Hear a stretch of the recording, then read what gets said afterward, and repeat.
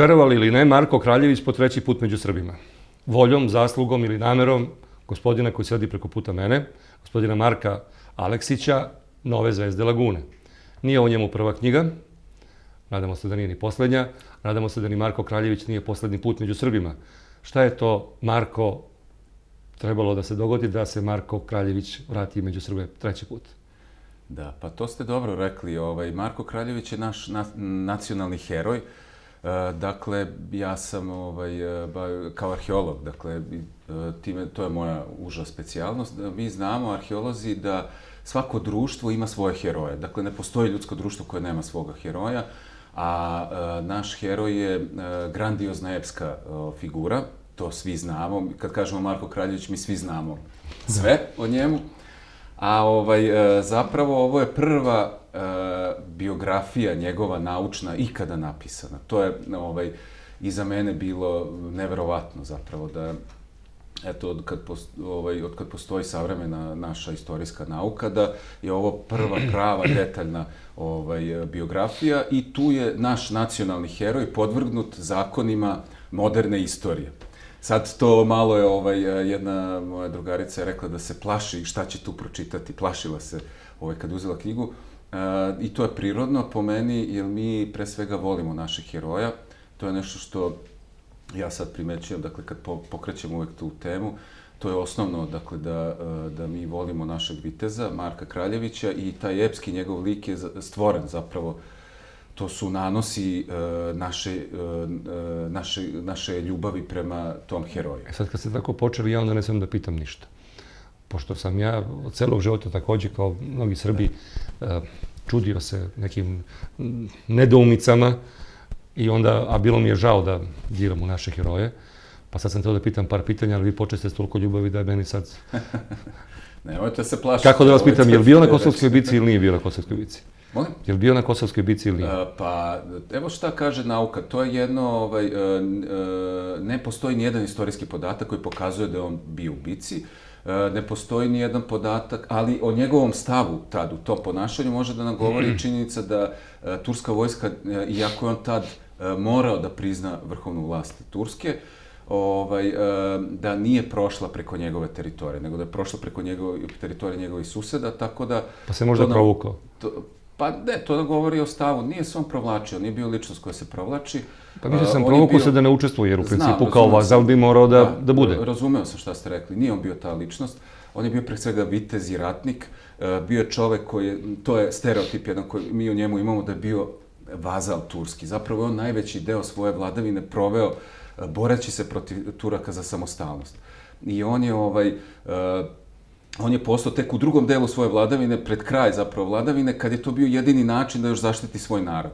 I on je poginuo sa rečima na ustima koje govore da je zapravo on sve vreme, njegovo srce je bilo na strani svog naroda i da se žrtvovao na taj način, tako što je zapravo shvatio da jedino kao još ratnik može da posluži svom narodu. Evo zašto pitam, možda, kad kažemo možda je Marko bio najveći, ali po mišljenju mnogih sigurno najveći ratnik je bio despot Stefan, koji je takođe ratovao za Turke, čak ojadio Mađare u onoj bici kod Nikopolja, spasio Turke, otvorio put u Evropu, a isto je bio veliki hrišćanski vitez i niko ne može da postavi pitanje njegovog... Pa ne možemo da mu stavimo na breme baš da je otvorio Turcima put u Evropu, ali jeste pokazao tu zaista, u pravu ste potpuno, dakle ta faktografija potpuno ste u pravu. Ja samo kažem... Mi to gledamo iz jednog drugačijeg mesta, kako to danas mislimo i šta je onda bilo. Slažem se potpuno. Mislim, s vama jedino kažem, dobro, šta je ono što ja hoću da kažem?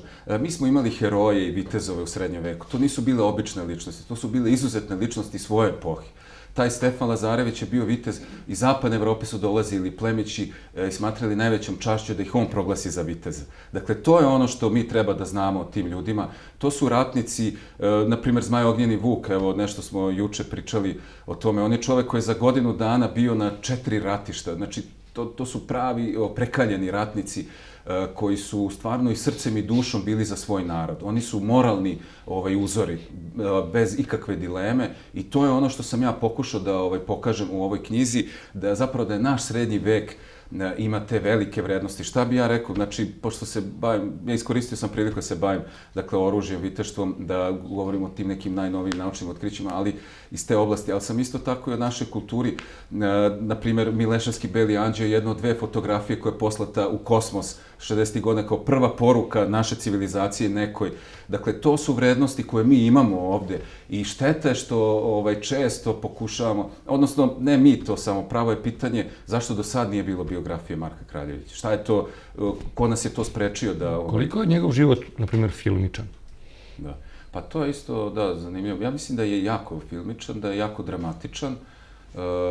To je danas, ovo današnje deci, samo sa televizora ulazi istorija u glavu, ako ovo teško da čitaju, a mi nemamo, pošteno rečeno, ni jedan film ozbiljan o pa jeste. u tom najslavnijem delu srpske istorije. Tačno, ja volim zaista srednji vek, obožavam zapravo, mogu kažem i sad taj Banović Strahinja se smatra našim, eto, jedinim, nekakvim najboljim do sad pokušajem. I mislim da je on zapravo, kad više razmišljam, dakle, to je naš čuveni, slavni reditelj Aleksandar Petrović, zapravo tad bio u jednoj političkoj nemilosti i onda je uzeo hrvatskog reditelja, hrvatsku glumicu, Italijan Franka Nera, poznata, ali je napravio srpski film sa srpskom pričom i sa srpskim vitezom u glavnoj ulozi i to zaista jeste srpsko viteštvo i kažem i Marko Kraljević je taj jedan lik koji ima, kao i svaki... Mislite da bi se na osnovu ovoga moglo da se napravi? Mislim da bi mogao. Mislim da bi mogao i da bi trebao da se napravi. Bilo je raznih pokušaja, da budemo iskreni, Marko Kraljević je po 3. put među nama, kao što ste vi dobro rekli. Znači, bio je prvi i drugi put.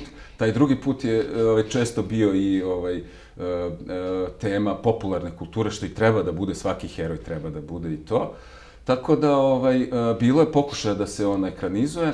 Ali, eto, kažem, ja sam razmišljao da je ovo možda jedan mali prilog tome, da ljudi koji vole tu temu i koji žele da imaju sad bolju građu i da sami... Koliko mislite da će ljudi koji su lik Marka Kraljevića stekli sve znanja o njemu na osnovu epske, narodne, guslarske tradicije, koliko će sad promeniti mišljenje o Marku posle ove knjige? Mislim da neće uopšte promeniti mišljenje o Marku. Mislim da je guslarska tradicija naša, to je jedna, pre svega, grandiozna, epska tradicija, posle Homera najveća, po meni, uopšte u ljudskoj civilizaciji. Dakle, to je jedna ogromna, sugestivna priča o herojima, o herojskom dobu i ona tačno oslikava duh tog vremena. Dakle, ja sam pokušao i vrlo je zanimljivo, pošto se bavio činjenicama, da upoređujem koliko je u narodnom predanju ima toga tragova. Ima ih mnogo,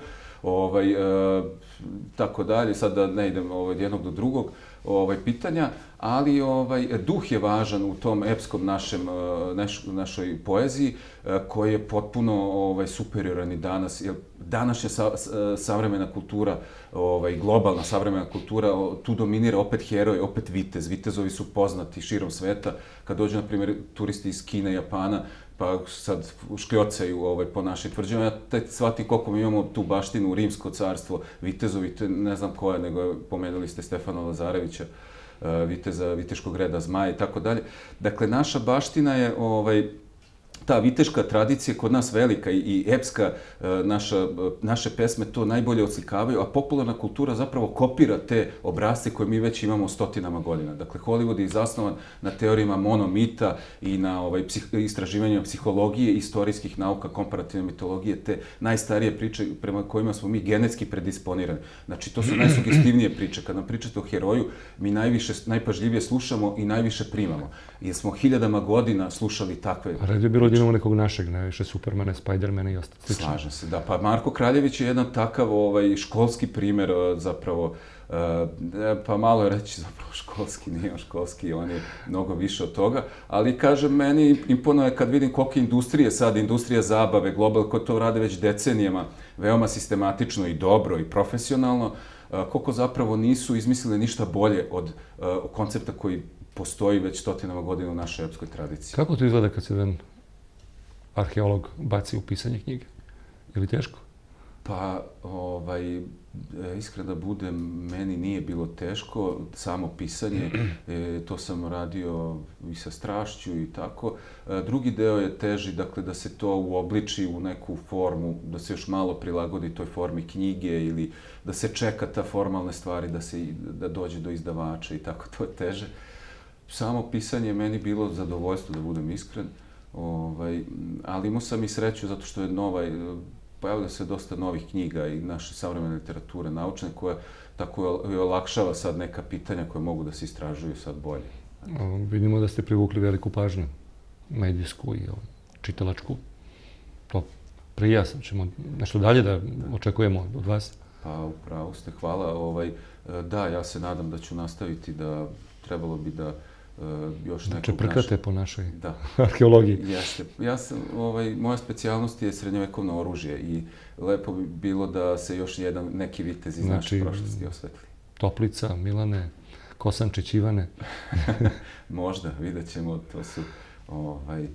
To su sve lepi motivi, herojski, a sad vidjet ćemo malo i koji će mene inspirisati, a i da vidim šta je to gde može još novo nešto da se kaže. Hvala što ste gostovali, hvala i vama i Laguni, pa evo da vidimo kakav je stvarno bio Marko Kraljević.